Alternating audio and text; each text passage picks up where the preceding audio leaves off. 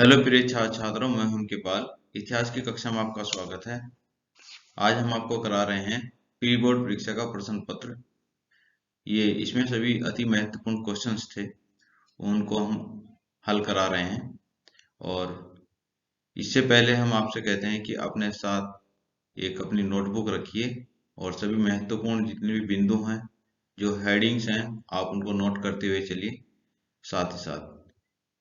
क्योंकि अगर आप एक ब्रीफ तैयार कर लेंगे किसी भी क्वेश्चन की, तो लास्ट टाइम पर जब आपका पेपर होगा, जिस दिन आपका प्रश्न पत्र होना होगा, उससे एक दिन पहले आप पूरा सिलेबस अच्छी तरह से रिवीजन कर सकते हैं। तो इस प्रकार से आप एक क्वेश्चन की, जो आपको क्वेश्चन दिए जाएंगे, आप उनकी ब्रीफ तैयार कर लीजिए हेडिंग वाइज, और महत्वपूर्ण बिंदु सब उसमें आप लिख लीजिए। प्रारंभ करते हैं। हमारा पहला क्वेश्चन था हमारा पहला क्वेश्चन है, हड़प्पा सभ्यता का अंत किस प्रकार हुआ, चर्चा कीजिए। 2 अंक में था ये क्वेश्चन, और इसलिए इसमें थोड़े ही शब्द लिखे जाएंगे। यदि 5 अंकों में आएगा तो फिर ज्यादा लिखा जाएगा। तो अभी हमने 2 अंक के हिसाब से आपको बताया है कि हड़प्पा सभ्यता के प्राचीन साक्ष्यों से पता चलता है कि अपने अंतिम चरण में यह सभ्यता पतनोन्मुख रही, और हड़प्पा सभ्यता के पतन को लेकर विद्वानों ने अलग अलग मत प्रस्तुत किए। जितने भी विद्वान थे, उन्होंने सबने अलग अलग मत प्रस्तुत किए कि हड़प्पा सभ्यता का अंत किस प्रकार से हुआ, यह हड़प्पा संस्कृति का अंत किस प्रकार से हुआ। ये तो देखिए, हमने यहाँ पर डायग्राम बनाया है। इस डायग्राम में आप देखिए, तो हम कहेंगे प्रशासनिक अनियमितता के कारण हुआ है। दूसरा, हम जैसे कि भूकंप के कारण हुआ है। भूकंप, बार बार भूकंप आने के कारण वहां पर हड़प्पा सभ्यता का अंत हुआ है। बाढ़ आने के कारण हड़प्पा सभ्यता का अंत हुआ है। बाह्य आक्रमण के कारण हड़प्पा सभ्यता का अंत हुआ है। जो आर्यन थे, आर्यंस के द्वारा हड़प्पा सभ्यता पर बार बार आक्रमण किए जाते थे, उसके कारण भी हड़प्पा सभ्यता का अंत हुआ है। जलवायु परिवर्तन के कारण और नदियों के मार्ग परिवर्तन के कारण हड़प्पा सभ्यता का अंत हुआ है। तो 2 अंक में यदि आप इतना लिखेंगे तो आपको बहुत अच्छे अंक प्राप्त होंगे। आगे चलते हैं। अगला क्वेश्चन है हमारा, महाभारत की मूल कथा वस्तु किसके बारे में है, इसका वर्णन कीजिए, ये था। तो 2 अंक में है ये भी, तो इसलिए इसमें हम थोड़ा ही लिखेंगे। वैसे लिखने के लिए बहुत कुछ लिखा जा सकता है, लेकिन हम यहाँ पर सिर्फ 2 अंक के हिसाब से ही इस क्वेश्चन को तैयार करेंगे। उत्तर देखते हैं इसका। महाभारत की मूल कथा कौरव और पांडवों के बीच भूमि एवं सत्ता प्राप्त करने के लिए संघर्ष का चित्रण करता है। यानी कि जो महाभारत हुआ है, उसका मूल जो उद्देश्य है, चारों तरफ से चाहे कोई भी कारण रहे हो, कितनी भी घटनाएं घटित हुई हों, उप घटनाएं घटित हुई हों, किसी भी तरह से, लेकिन फाइनली जो था, इसमें सत्ता प्राप्त करने के लिए ही यह सब कुछ प्रचंड था। और यानी कि कौरव थे जो वो षड्यंत्र रच रहे थे सत्ता प्राप्ति के लिए, और वास्तविक रूप से जो पांडव थे, जो इसके हकदार थे सत्ता को प्राप्त करने के लिए, उन्होंने अपने अधिकार के लिए, अपनी सत्ता प्राप्त करने के लिए यह युद्ध किया था, तो अपने अधिकारों के लिए।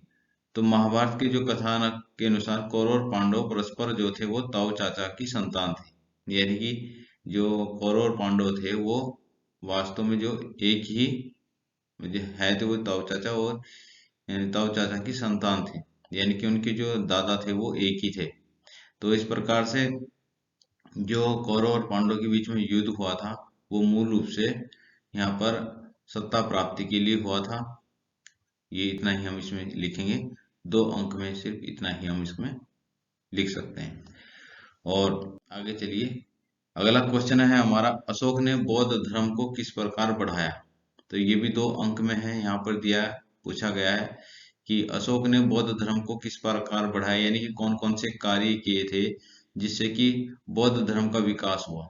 तो इसमें हमने देखो पॉइंट लिए हैं। अशोक ने बौद्ध धर्म के प्रसार के लिए निम्नलिखित कार्य किए। कौन कौन से कार्य किए? बौद्ध धर्म के रूप में राजधर्म की स्थापना की, यानी कि बौद्ध धर्म को राजधर्म घोषित किया। बौद्ध धर्म के अनुरूप जीवन को अपनाया। अशोक ने अपना जीवन जो था वो बौद्ध धर्म के अनुरूप अपना लिया था। और वो इसी बौद्ध धर्म के सिद्धांतों को अपना लिया था। यहाँ पर देखते हैं हम, उन्होंने अहिंसा का पालन किया। कलिंग युद्ध के बाद, जब कलिंग युद्ध हुआ था, तो कलिंग युद्ध के बाद में अशोक ने पूर्णतः अपने आप को अहिंसक घोषित किया था। उन्होंने एक निश्चय किया था कि मैं कभी भी हिंसा नहीं करूंगा। फिर धर्म प्रचार के लिए शासन में सुधार किए, कुछ महत्वपूर्ण अधिकारियों की नियुक्ति की, और नैतिक आचरण, नैतिक सुधार के लिए जो पूरी प्रजा पर अपना नियंत्रण रखते थे, ध्यान रखते थे, वो इस तरह के कार्य किए। फिर अशोक के काल में ही तृतीय बौद्ध संगति का आयोजन हुआ। अशोक के शासन काल में ही तृतीय बौद्ध संगति का आयोजन हुआ और धर्म यात्राएं की गई, बौद्ध धर्म से संबंधित धर्म यात्राएं की गई। और जैसे कि हम देखते हैं कि सम्राट अशोक ने अपनी पुत्री संघमित्रा और महेंद्र को श्रीलंका श्रीलंका में पीपल का वृक्ष लेकर के भेजा था और वहां पर श्रीलंका में बौद्ध धर्म की शुरुआत की थी। तो हमने ये देखा है। फिर बौद्ध साहित्य को जन साधारण की भाषा में लिखवाया। सम्राट अशोक ने जन साधारण की भाषा में बौद्ध साहित्य को लिखवाया ताकि ज्यादा से ज्यादा लोग बौद्ध धर्म को समझ सकें। ये किया। साथ ही साथ हम देखते हैं कि हम पढ़ते हैं कि लुम्बिनी, जहाँ पर महात्मा बुद्ध का जन्म हुआ था, उसी स्थान पर उन्होंने जो राजस्व लिया जाता, टैक्स लिया जाता था, वह टैक्स भी उन्होंने कम कर दिया था। तो इस प्रकार से बौद्ध धर्म को विकास के लिए, बौद्ध धर्म के उन्नति के लिए सम्राट अशोक के द्वारा अनेक कार्य किए गए। तो आप यहाँ पर ये पॉइंट नोट कर लीजिए। एक बार फिर रिवीजन करते हैं कि अशोक ने बौद्ध धर्म के प्रसार के लिए निम्नलिखित कार्य किए। बौद्ध धर्म के रूप में राजधर्म की स्थापना की, ये देखेंगे हम यहाँ पर। दूसरा, बौद्ध धर्म के अनुरूप जीवन यापन करने के लिए कहा गया, उसके सिद्धांतों का पालन करने के लिए कहा गया। धर्म प्रचार के लिए शासन में सुधार किए गए और तृतीय बौद्ध संगति का आयोजन सम्राट अशोक के समय किया गया। धर्म की यात्राएं की गई और बौद्ध साहित्य को सरल बनाया गया ताकि आम जन साधारण व्यक्ति समझ सके। और साथ ही साथ आप लास्ट पॉइंट लिख लीजिए, महात्मा बुद्ध के जन्म स्थली लुम्बिनी में सम्राट अशोक के द्वारा राजस्व कम किया गया, कर कम कर दिया गया था। तो इस प्रकार से अनेक कार्य किए गए थे। ये क्वेश्चन भी आपका 2 अंक में ही है, इतना आप इसमें लिखेंगे। आगे चलते हैं। अगला क्वेश्चन है हमारा, हड़प्पा संस्कृति में जीवन निर्वाह के तरीके का वर्णन कीजिए। क्वेश्चन हमारा यह है, हड़प्पा संस्कृति में जीवन निर्वाह के तरीके का वर्णन कीजिए। यानी कि हड़प्पा संस्कृति के जो लोग थे, उनका जीवन निर्वाह किस प्रकार से होता था, उनका दिनचर्या किस प्रकार की थी, वो कौन से कार्य करते थे, वो क्या खाते थे, किस प्रकार का व्यापार करते थे, क्या पहनते थे, इन सब के बारे में यहाँ पर चर्चा की जाएगी। तो हम देखते हैं कि जो हड़प्पा संस्कृति, जब हड़प्पा सभ्यता की खुदाई हुई, हड़प्पा सभ्यता की जब खुदाई की गई, तो खुदाई में जो प्राप्त सामग्री है, सामग्री के आधार पर ही अनुमान लगाया गया कि हड़प्पा संस्कृति के जो लोग थे, उनका जीवन निर्वाह किस प्रकार का रहा होगा। तो हम देखते हैं कि हम सबसे पहले भोजन की बात करते हैं कि हड़प्पा सभ्यता का में रहने वाले जो व्यक्ति थे, वो किस प्रकार का भोजन करते थे। तो हम यहाँ पर कहेंगे वो शाकाहारी और मांसाहारी दोनों प्रकार के ही लोग हड़प्पा सभ्यता में रहते थे। शाकाहारी और मांसाहारी दोनों प्रकार का भोजन करते थे। यहाँ पर शाकाहारी और मांसाहारी के यहाँ पर साक्ष्य प्राप्त हुए हैं। शाकाहारी में हम देखते हैं कि वो गेहूं, जौ, दाल, चना, तिल, बाजरा इत्यादि सभी ये चीजें खाते थे। मांसाहारी में भी अनेक जितने भी यहाँ पे पशु हैं, उन पशुओं की हड्डियां मिली हैं और इस अनुमान लगाया गया है कि जो हड़प्पा सभ्यता के जो लोग थे वो मांसाहारी भी थे। तो ये अनुमान लगाया कि भेड़, बकरी, सुअर और भैंस इत्यादि का ये मांस खाते थे। और तो इस प्रकार से कहा जाता है कि हड़प्पा सभ्यता के लोग जो थे वो मांसाहारी भी थे। अब फिर बात करते हैं कि वो किस प्रकार की कृषि करते थे, किस प्रकार के कार्य करते थे, कृषि कार्य क्या था। तो हड़प्पा सभ्यता में खुदाई से प्राप्त साक्ष्यों के आधार पर यह देखा गया है कि हड़प्पा सभ्यता के लोग गेहूं, जौ, दाल, चना, तिल, बाजरा, चावल इत्यादि की खेती करते थे। कई स्थानों से चावल की खेती, जो चावल की भूसी भी प्राप्त हुई है, तो चावल की भूसी प्राप्त हुई है तो इससे अनुमान लगाया कि शायद हड़प्पा सभ्यता के लोग जो थे वो चावल की खेती भी करते होंगे। ठीक है जी। और इस प्रकार जैसे कि कालीबंगा है, तो कालीबंगा से प्राप्त हुआ है कि जुते हुए खेत के साक्ष्य से प्राप्त हुए हैं, तो वहां से पता चला है कि वो दो फसलें एक साथ उगाते थे। सरसों, अनाज, गेहूं, ये सब उत्पादन करने के साक्ष्य प्राप्त हुए हैं। इसी के साथ आहार के रूप में भी फिर शाकाहारी चीजों के रूप में इन्हीं को लेते थे। कंदमूल और जड़ी बूटी और फल फ्रूट भी वो कभी उपयोग करते थे शाकाहारी के रूप में, और उसका उत्पादन भी करते थे। अब हम बात करते हैं पशुपालन की, बात करते हैं कि उनका पशुपालन किस प्रकार का था। हड़प्पा सभ्यता के लोग वे मुख्य रूप से गाय पालते थे। गाय, बैल, भेड़ बकरी, कुत्ते, सुअर, ऊंट और मुर्गियां मुर्गियां इस प्रकार के पशु या जीव पालते थे।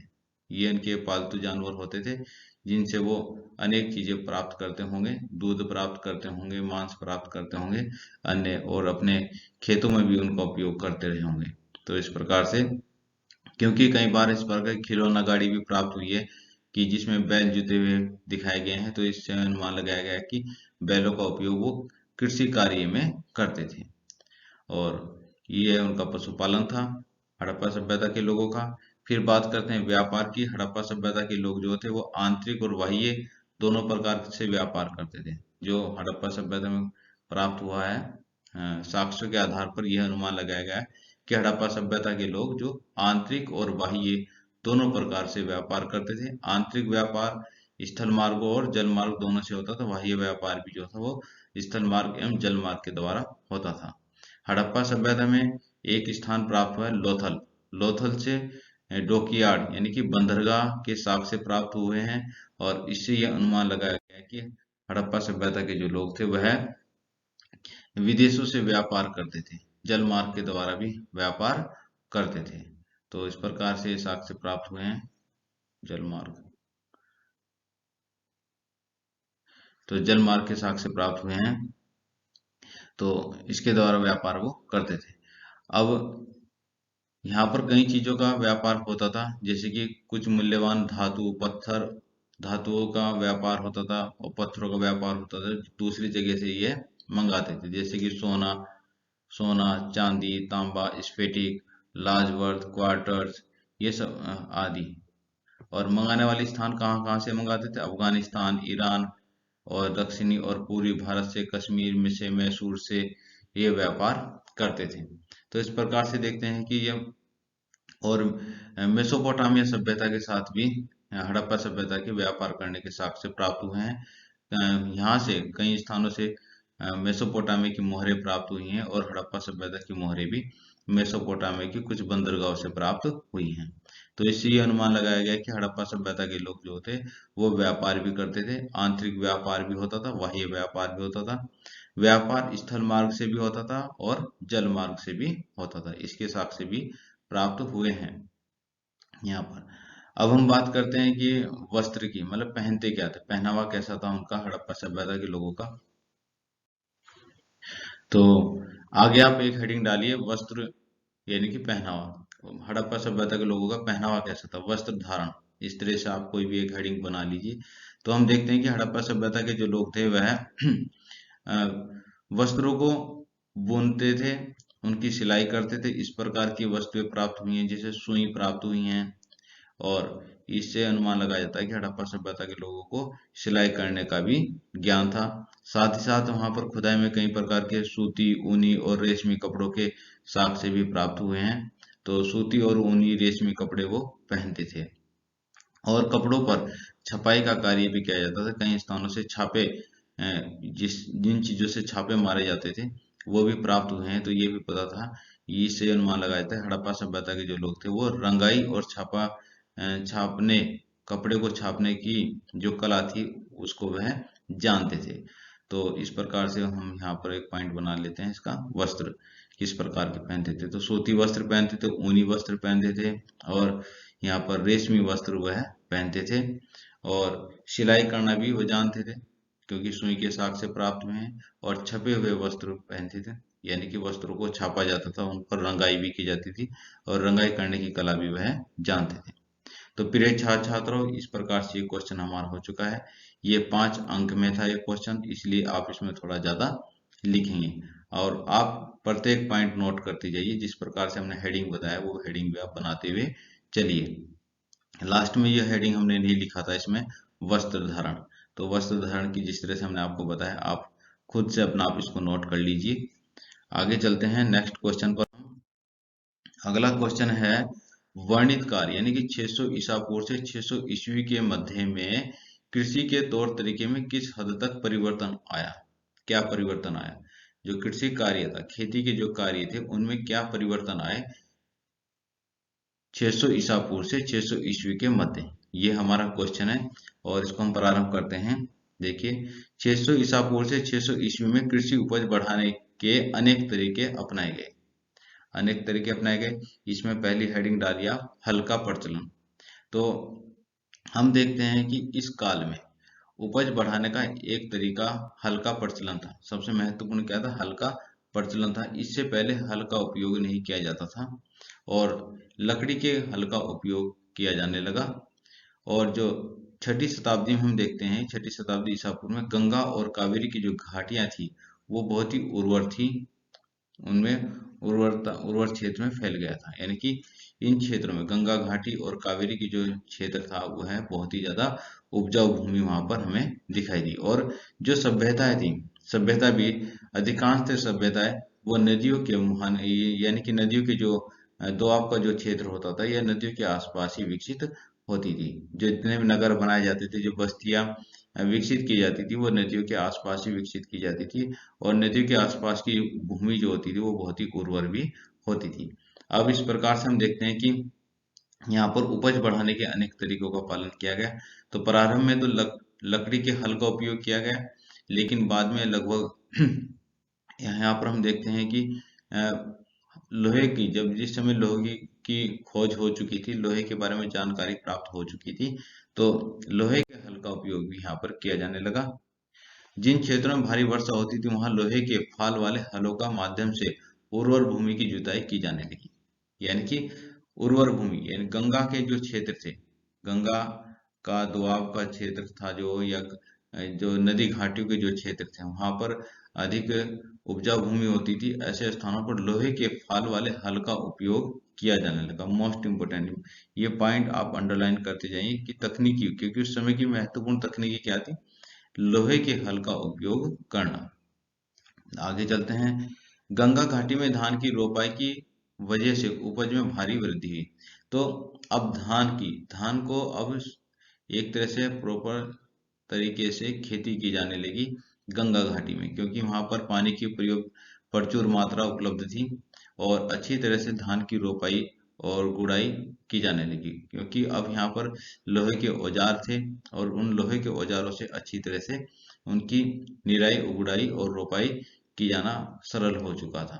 तो यह खेती के लिए बहुत ही, एक तरह से हम ये कहेंगे, क्रांतिकारी युग था, क्योंकि यहाँ पर अब उस समय के हिसाब से, यानी कि 600 ईसा पूर्व से 600 ईस्वी के मध्य के हिसाब से वो जो यंत्र थे वो वहां पर आधुनिक यंत्र उस समय के हम कह सकते हैं। जैसे कि कुदाल, लोहे की कुदाल होना, लोहे की दराती होना, अन्य जो चीजें हैं, और इस तरह की चीजों का उपयोग वहां पर किया जाने लगा। तो गंगा घाटी में धान की रोपाई की वजह से उपज में भारी वृद्धि होने लगी। रोपाई की वजह से जो अच्छे औजारों का उपयोग किया गया और उससे उपज भी बढ़ी। लोहे के फाल वाले हल की वजह से फसलों की उपज बढ़ने लगी, लेकिन ऐसे हलों का उपयोग उपमहाद्वीप के कुछ ही हिस्सों में किया गया। उपमहाद्वीप के कुछ हिस्सों में किया गया, यानी कि इस प्रकार की जो यंत्र थे, इस प्रकार के जो औजार थे, इनका उपयोग सिर्फ हम देखते हैं कि उत्तर भारत के जो क्षेत्र हैं यहाँ पर, जैसे कि बिहार और उत्तर प्रदेश और गंगा घाटी और कावेरी घाटी का जो क्षेत्र है वहाँ पर, दक्षिण में जैसे कावेरी का क्षेत्र है वहाँ पर इन चीजों का उपयोग दिखाई दिया। जबकि कुछ स्थान ऐसे हैं जैसे कि पंजाब का क्षेत्र में अभी भी, यानी अभी का मतलब 600 ईसा पूर्व की बात हम कर रहे हैं, 600 ईस्वी के मध्य की बात करें, वहां पर इसका उपयोग नहीं किया गया। हल का उपयोग, लोहे के हल का उपयोग वहां पर नहीं किया गया था। अब आगे चलते हैं और क्या क्या उपाय अपनाएं। अब बात करते हैं अगली हेडिंग का, सिंचाई का साधन, सिंचाई के साधनों का उपयोग। सिंचाई के साधनों का उपयोग किया गया। उपज बढ़ाने का एक और तरीका कुओं, तालाबों और कहीं कहीं नहरों के माध्यम से सिंचाई करना था। तो दूसरा तरीका क्या माना गया कि कुओं से, तालाबों से और कहीं कहीं पर नहरों के माध्यम से सिंचाई करने का तरीका अपनाया गया, जिससे कि उपज में वृद्धि हुई। क्या क्या अपनाया गया? जो नहरें बनाई जाती थी, तालाब बनाए जाते थे या कुएं बनाए जाते थे, किस प्रकार से, किसके प्रयास से बनते थे, देखते हैं। व्यक्तिगत लोगों और कृषक समुदायों ने मिलकर सिंचाई के साधन निर्मित किए। इंपॉर्टेंट चीज है, व्यक्तिगत लोगों और कृषक समुदायों ने मिलकर सिंचाई के साधन विकसित किए।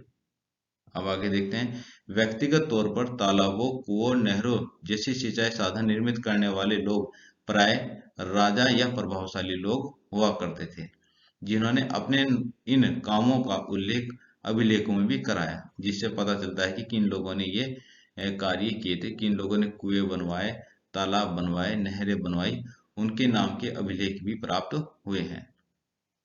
तो इस प्रकार से देखते हैं यहाँ पर कृषि कार्यों को बढ़ाने के लिए, ये कृषि उपज को बढ़ाने के लिए कौन कौन सी तकनीकों का उपयोग किया गया। वर्णित काल हमारा कौन सा है? 600 ईसा पूर्व से 600 ईस्वी के मध्य की बात हम यहाँ पर कर रहे हैं कि 600 ईसा पूर्व से 600 ईस्वी के मध्य किस प्रकार से कृषि के तौर तरीकों में परिवर्तन आया, किस प्रकार से कृषि के उपज को बढ़ाने के लिए कौन कौन से कार्य यहाँ पर किए गए। तो एक बार रिवीजन करते हैं। हम देखते हैं कि हमने सबसे पहले किसकी बात करेंगे? हल का प्रयोग किया गया। हल का पहले लकड़ी के हल का उपयोग करते थे, लेकिन फिर बाद में लोहे के हल का उपयोग किया जाने लगा। गंगा और कावेरी घाटी जो क्षेत्र थे, वहां की जो उपजाऊ भूमि थी, उसमें हल का उपयोग किया जाने लगा और अच्छी तरह से निराई और गुड़ाई की जाने लगी, हल जोता जाने लगा और मिट्टी को अच्छी तरह से पलटकर उसको उर्वर भूमि बनाया गया। इससे कृषि क्षेत्र में बहुत ही बड़ी क्रांति आई और उपज में वृद्धि हुई। यहाँ पर हल के उपयोग करने से, लोहे के हल का उपयोग करने से या लोहे के फाल वाले हल का उपयोग करने से। तो फाल वाले हल से क्या होता है कि मिट्टी को अच्छी तरह से पलटा जाने लगा। अब यहाँ पर दूसरा उपाय, यहाँ पर सिंचाई के साधन। तो सिंचाई के साधनों में भी यहाँ पर वृद्धि हुई और कुएं बनाए गए, तालाब बनाए गए और नहरें भी बनाई गई। इस प्रकार के साक्ष्य प्राप्त हुए हैं इस युग में। और जो नहरें व्यक्तिगत और कृषक समुदायों के द्वारा बनाई जाती थी, और जितने भी सिंचाई के साधन जो होते थे, चाहे वो कुएं हैं, नहरें या तालाब हैं, व्यक्तिगत लोगों और कृषक समुदायों के द्वारा मिलकर वह तैयार किए जाते थे। और जो व्यक्तिगत तौर पर जो तालाब बनवाए, कुएं बनाए, नहरें बनवाई गई, उनका साक्ष्य अभिलेखों में भी प्राप्त होता है। तो प्रिय छात्र छात्रों, इस प्रकार से ये क्वेश्चन भी हमारा हो चुका है। आप साथ साथ नोट करते हुए जरूर चलें। महत्वपूर्ण जो पॉइंट हैं आप उनको नोट करते हुए साथ साथ चलते हैं। अगले क्वेश्चन पर चलते हैं। अगला क्वेश्चन है हमारा, चर्चा कीजिए कि पुरातात्विकविद किस प्रकार अतीत का पुनर्निर्माण करते हैं। पुरातात्विकविद किस प्रकार से अतीत का पुनर्निर्माण करते हैं, क्वेश्चन ये है हमारा। तो यहाँ पर देखिए, यह है हड़प्पा सभ्यता का जो भी इतिहास लिखा गया वह भौतिक साक्ष्यों और पुरातात्विक सामग्री के आधार पर लिखा गया। यानी कि हम ये कह रहे हैं यहाँ पर कि हड़प्पा सभ्यता, ये क्वेश्चन जो परिप्रेक्ष्य में लिया गया, हड़प्पा सभ्यता के परिप्रेक्ष्य में क्वेश्चन था, वही उसी चैप्टर से लिया गया क्वेश्चन है। तो चर्चा कीजिए कि पुरातात्विकविद किस प्रकार अतीत का पुनर्निर्माण करते हैं। तो हम देखते हैं कि जो हड़प्पा सभ्यता की लिपि को अभी तक पढ़ा नहीं गया है, लिपि को पढ़ने में सफलता प्राप्त नहीं हुई है, तो ताकि हम उसके साहित्य को अच्छी तरह से समझ सकें। जो वहां से हमें मोहरें प्राप्त हो रही हैं या अभिलेख प्राप्त हुए हैं, उनको हम लिपि के आधार पर नहीं समझ सकते, लेकिन जो भी वहां से पुरातात्विक जो सामग्री प्राप्त हुई है, जो भग्नावशेष प्राप्त हुए हैं, जो मूर्तियां प्राप्त हुई हैं, जो मर्दभांड प्राप्त हो रहे हैं, जो औजार प्राप्त हो रहे हैं, घरेलू सामान प्राप्त हो रहे हैं, खिलौने की आकृति मिल रही हैं, जो ईंटें मिल रही हैं, जो सड़कें मिल रही हैं, उनकी जो आकृति प्राप्त हो रही है, जो लंबाई चौड़ाई के हिसाब से जिस प्रकार से जो डिजाइन प्राप्त हो रहे हैं शहरों के, उसके आधार पर ही अनुमान लगा करके अतीत का पुनर्निर्माण किया जा रहा है। यानी कि एक अनुमान लगाया जा रहा है कि हड़प्पा सभ्यता किस प्रकार की सभ्यता थी। और अन्य भी जिन चीजों के बारे में नहीं पता होता, साहित्यिक साक्ष्य प्राप्त नहीं होते, वहां पर जो पुरातात्विकविद होते हैं उस वस्तुओं को, जो भी वस्तुएं प्राप्त होती हैं उन वस्तुओं को के आधार से यह अनुमान लगाते हैं कि वर्तमान में इन वस्तुओं का क्या उपयोग है। तो इसी प्रकार से अनुमान लगाया जाता है कि भाई प्राचीन काल में भी इन वस्तुओं का वही उपयोग किया जाता रहा होगा। अब उदाहरण से हम बताते हैं कि जैसे कि लोथल से सुई प्राप्त हुई है। लोथल से सुई प्राप्त हुई है, तो लोथल से जो सुई प्राप्त हुई है उससे अनुमान लगाया कि भाई हड़प्पा सभ्यता के जो लोग थे वो सिलाई करना भी जानते थे। तो इस तरह से अतीत का पुनर्निर्माण हुआ ना, यानी कि पता चला कि हड़प्पा सभ्यता के लोग सिलाई भी जानते थे, क्योंकि वर्तमान में सुई जो सिलने वाली जो सुई होती है उसका उपयोग सिलाई के लिए ही किया जाता है, कपड़ा सिलाई के लिए किया जाता है। इसी प्रकार से अन्य चीजें हैं, जैसे कि अगर अनाज पीसने की जो है चक्की प्राप्त हुई है, तो इससे पता चला कि हड़प्पा सभ्यता के लोग जो थे वो अनाज पीसते थे। तो क्योंकि वर्तमान में भी जो चक्की होती है उसका उपयोग क्या होता है, अनाज पीसने के लिए उपयोग किया जाता है। तो इस प्रकार से अतीत का पुनर्निर्माण किया गया है। अतीत में जो घटनाएं घटित हुई थी उन घटित घटनाओं का वर्तमान के आधार पर उसको पुनर्निर्माण किया, दोबारा से उसको समझा कि वहां पर वो लोग क्या करते थे, किस प्रकार के कार्य करते थे, उनकी जीवन शैली क्या थी। तो ये यहाँ पर बताया गया है। क्वेश्चन हमारा था, चर्चा कीजिए कि पुरातात्विकविद किस प्रकार अतीत का पुनर्निर्माण करते हैं। तो इसको हम पढ़ते हैं, देखिए अब। तो जैसे कि भग्नावशेषों, मोहरों, मनकों, मूर्तियां, आभूषणों, मर्द भांडों, औजारों, घरेलू सामान, खिलौने और आकृति ईंटें इत्यादि से पुरातात्विकविद अतीत का पुनर्निर्माण करते हैं। जैसे कि हमने अभी बताया था, पुरातात्विकविद ने प्राप्त सामग्री का नामकरण वर्तमान में प्रयुक्त सामग्री के अतीत से पहचान करने का प्रयास किया। यानी कि जो चीज जो अभी उसका जो उपयोग करते हैं उसी के आधार पर उसको अतीत का पुनर्निर्माण किया, अतीत की से पहचान करने का प्रयास किया है। आगे चलते हैं, अगली हेडिंग डालते हैं इसमें ही, नगरीय सभ्यता। यानी कि नगरीय सभ्यता का कैसे पता चला, या हम देखते हैं कि एक एक पॉइंट अतीत का पुनर्निर्माण किस प्रकार से किया, क्षेत्र बांटते हैं यहाँ पर अलग अलग। सभ्यता के स्थानों की खुदाई से प्राप्त भवनों, सभ्यता के स्थलों स्थलों की खुदाई से प्राप्त भवनों का नियोजन, एक ही आकार की सामान्य ईंटें, जल निकासी प्रणाली, बांटों का एक मानक अनुमान से मिलना, व्यापारिक गतिविधि के साक्ष्य इत्यादि से यह अनुमान लगाया गया है कि यह सभ्यता नगरीय सभ्यता थी। हम कहते हैं कि जी हड़प्पा सभ्यता नगरीय सभ्यता है। तो पुरातात्विकविद ने कहा, इतिहासकारों ने कहा कि हड़प्पा सभ्यता जो है एक नगरीय सभ्यता थी। किस आधार पर कहा, इस आधार पर कहा कि वहां से हड़प्पा सभ्यता में जो खुदाई की गई है उससे ये प्राप्त हुआ कि जो भवन बनाए गए थे वो नियोजित तरीके से बनाए गए थे, ईंटों का आकार एक जैसा था, नगरों में जल निकासी प्रणाली उच्च कोटि की थी, अच्छी थी, नाप तोल के लिए वहां बाटों का उपयोग किया जाता था, और व्यापारिक गतिविधि होती थी, स्थल मार्ग और जल मार्ग के द्वारा व्यापार होता था, और आंतरिक और बाह्य दोनों प्रकार के व्यापार होते थे। इस तरह से पता चलता है कि हड़प्पा सभ्यता जो थी एक नगरीय सभ्यता थी। अब हम बात करते हैं समाज के बारे में क्या पता चला। तो समाज के बारे में जो अनुमान लगाया कि हड़प्पा सभ्यता का समाज किस प्रकार का था, तो वहां से प्राप्त जो मूर्तियां थी, आभूषण थे, मूर्तियां, आभूषण, कब्र और विलासिता की वस्तुओं से, जो मर्दभांडों के उपयोग से सावधान से सामाजिक एवं आर्थिक भिन्नता का पता चलता है। क्योंकि समाज में जिस प्रकार का समाज होगा उसी प्रकार का उनका रहन सहन और खान पान और उनका पहनावा होगा। तो जो मूर्तियां प्राप्त हुई हैं, मूर्तियां वहां पर हर प्रकार की मूर्तियां प्राप्त हुई हैं। कुछ मूर्तियां ऐसी प्राप्त हुई हैं जो कि महिलाओं की मूर्तियां प्राप्त हुई हैं, जिसमें अच्छी तरह से आभूषण पहन रखे थे, जिन्होंने अच्छी तरह से श्रृंगार करते हुए दिखाया गया है, सभी चीजों को उनको पहने हुए दिखाया गया है। उससे पता चलता है कि भाई किस प्रकार का समाज था। वहां की जो कब्र थी, कब्र में भी पता चलता है कि समाज, कुछ कब्र सामान्य रूप से बनाई गई थी, कुछ कब्र जो थी उनमें मूल्यवान वस्तुओं को मृतक के साथ में दफना दिया जाता था। तो इससे पता चलता है कि समाज में भिन्नता थी, कुछ लोग अमीर थे और कुछ लोग गरीब थे, इसका पता चलता है।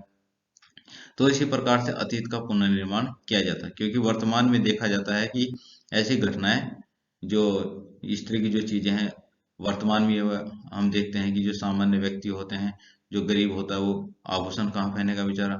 तो इसीलिए क्या है कि और जिसके पास में धन दौलत होगी वो बहुत ज्यादा आभूषण पहनेगा। तो उसी से अनुमान लगाया कि वहां पर भी हड़प्पा सभ्यता में भी जो लोग अच्छी तरह से पूरा आभूषण पहने होते थे, मूर्तियां होती थी जिनकी बनी होती थी, तो वहां पर और कुछ मूर्तियां ऐसी मिली जो सामान्य तरीके की, क्योंकि जो कलाकार होता है, जो भी मूर्तियां बनाने वाला जो कलाकार होता है, वो एक तरह से समाज का प्रतिदर्पण प्रस्तुत करता है। ठीक है जी। जैसे कि हम कहते हैं साहित्य समाज का दर्पण, तो साहित्य समाज का दर्पण होता है, साथ ही साथ जो कलाकार होता है वह भी उन्हीं चीजों को प्रदर्शित करता है जो उसको समाज में दिखाई देती है। तो समाज में अगर उसको अमीर लोग दिखाई दिए तो अमीरों की मूर्तियां भी बनाई, समाज में उसको सामान्य लोग दिखाई दिए, सामान्य लोगों की मूर्तियां भी उसने बनाई। विलासिता की वस्तुओं का वर्णन भी किया गया, वो भी वस्तुएं वहां पर मिली। तो इस प्रकार से सामाजिक भिन्नता का भी पता चलता है, सामाजिक आर्थिक स्थिति का भी पता चलता है हड़प्पा सभ्यता में। आगे चलते हैं उत्कृष्ट शिल्पकार। तो हम देखते हैं कि हड़प्पा सभ्यता में उत्कृष्ट शिल्पकार भी थे। तो मन के वहां से मिले हैं नाप तोल बाट, हाथी दांत, मूल्यवान पत्थर।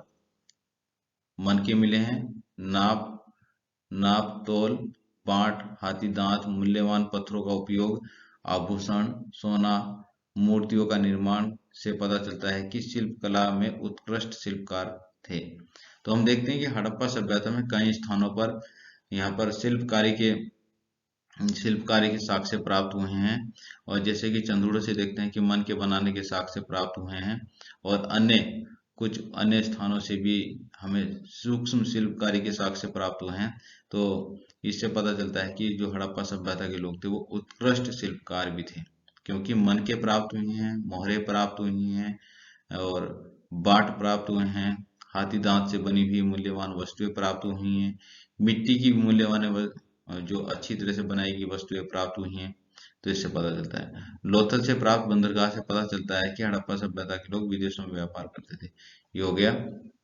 धर्म और संस्कृति के बारे में भी पता चलता है कि हड़प्पा सभ्यता के लोगों का धर्म क्या था, उनकी संस्कृति क्या थी। तो मोहरों पर कुबड़ वाले बैल की आकृति अंकन से यह अनुमान लगाया गया है कि हड़प्पा वासी उसकी पूजा करते थे, पशुपति की पूजा करते थे। तो धर्म जो कुबड़ वाले बैल की आकृति से अंकन लगता है कि कुछ मोहरों पर कुबड़ वाले बैल की आकृति प्राप्त हुई है, तो इससे अनुमान लगाया कि वहां के लोग जो थे वह इसकी पूजा करते होंगे, बैल की पूजा करते होंगे, नंदी के रूप में पूजा करते होंगे किसी भी तरह से। तो क्योंकि वर्तमान में भी यही होता है कि भाई उसको भी पूजा के रूप में माना जाता है। अब आगे चलते हैं। अगला है मोहर पर योगी की आकृति से अनुमान लगाया गया कि हड़प्पा वासी पशुपति की पूजा करते हैं। एक योगी की मूर्ति प्राप्त हुई है जिसके चारों ओर अनेक पशु बैठे हुए हैं, और उससे यह अनुमान लगाया कि यहाँ पर ये पशुपति की पूजा करते होंगे। क्योंकि वर्तमान में हम देखते हैं कि जितनी भी मूर्तियां हैं, आप अनेक जगह पर जाकर देखिए, मंदिरों में जाकर देखिए, वहां पर इस प्रकार से मूर्तियां अभी भी आपको प्राप्त हो जाएंगी। तो वर्तमान के हिसाब से अतीत का पुनर्निर्माण किया गया। खुदाई में ताबीज मिलने से यह कहा जा सकता है कि हड़प्पावासी अंधविश्वासी भी थे, क्योंकि हड़प्पा हमें कई स्थानों पर वहां पर खुदाई में कुछ ताबीज प्राप्त हुए हैं, और ताबीज से यही अनुमान लगाया जा सकता है कि हड़प्पा सभ्यता के लोग जो थे वो अंधविश्वासी भी थे। फिर हम बात करते हैं मात्र सत्तात्मक समाज। हड़प्पा सभ्यता का समाज कैसा था? मात्र सत्तात्मक समाज था। तो हड़प्पा सभ्यता से स्त्रियों की मूर्तियां अधिक मिलने से हड़प्पा सभ्यता मात्र सत्तात्मक थी, इसका अनुमान लगाया गया, क्योंकि वहां पर बहुत ज्यादा महिलाओं की या स्त्रियों की मूर्तियां प्राप्त हुई हैं, और इससे लगा यह अनुमान लगाया कि हड़प्पा सभ्यता के जो लोग थे वह या हड़प्पा सभ्यता का जो समाज था वह मात्र सत्तात्मक समाज था। आगे चलते हैं। हड़प्पा स्थलों से प्राप्त पुरावस्तुओं का पुरातत्वविदों ने आज की वस्तुओं के साथ पहचान करते हुए यह अनुमान लगाया कि जो उपयोग इन वस्तुओं का वर्तमान में किया जाता है, हड़प्पा वासी भी ऐसा ही उपयोग इन वस्तुओं का करते थे, और उसी के आधार पर यहाँ पर पुरातात्विकविदों के द्वारा अतीत का पुनर्निर्माण किया गया, अतीत का इतिहास लिखा गया। क्योंकि वहां पर लिखित साक्ष्य तो प्राप्त हुए हैं, लेकिन अभी तक उन जो हड़प्पा सभ्यता की जो लिपि है उसको पढ़ने में सफलता प्राप्त नहीं हुई है। तो अभी भी जो हड़प्पा सभ्यता का जो इतिहास लिखा जाता है वो पुरा वस्तुओं के आधार पर ही अतीत में से वर्तमान में उन वस्तुओं का क्या उपयोग होता है उसी के आधार पर इतिहास लिखा जाता है। तो प्रिय छात्रों, इस प्रकार से हमारा पार्ट 1 हो चुका है। इसका इस जो हमारा प्रश्न पत्र है, इसका पार्ट 1 है ये, पुरातात्विक और प्राचीन भारत से संबंधित जो पहला भाग होता है, जो हमारी प्रथम बुक है, पहली बुक है, उससे जो क्वेश्चंस आते हैं वह इसमें हमने आपको बताए हैं। अब अगले पार्ट के साथ में हम आपके साथ रहेंगे। और यदि अभी तक आपने हमारे चैनल को सब्सक्राइब नहीं किया तो चैनल को सब्सक्राइब भी कर लीजिए, और इसी प्रकार से आप हमारे साथ जुड़े रहिए। हम आपके लिए आपकी उपयोगी वीडियो, आपके लिए ज्ञानवर्धक वीडियो आप तक पहुंचाते रहेंगे। धन्यवाद।